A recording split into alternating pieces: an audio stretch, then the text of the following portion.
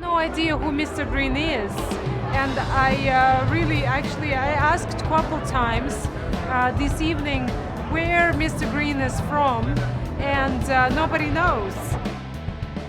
Että multa Mr. Green tai mulle Green, meillä on politiikassa puolue, jonka nimi on Vihreät, ja Mr. Green olisi varmaan joku mieshenkilö vihreistä, siis poliittisista vihreistä. Olisiko Osmo Soininvaara semmoinen sopiva Mr. Green? Ei se kovin salaperäinen ole, mutta vähän semmoinen puutarhatontun näköinen ja oloinen, niin ehkä se sopisi.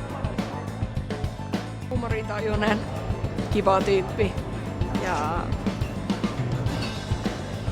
reilu. Ehkä just kun Mr. Green on vähän salainen ja no, niin sitten ei ehkä tiedä kaikki ne.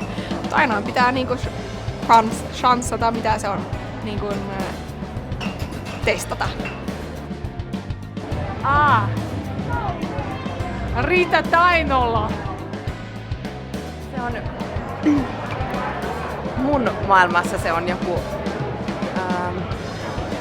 mies, joka asuu jossain metsässä, jolla on oikeasti maailman suurin sydän tai semmonen, mistä se haluaa, missä on paljon, niin paljon, ettei voi. Oh no. Mä luulen, että mä oon niin seriöösi tyyppi, että kaikki kortit pitäisi olla avoimina pöydällä saman tien. Mä en oikein niin tämmöistä mysteerimäneestä niinkään dikkaa ja tällaiset, jotka vetelee kortteja hioista.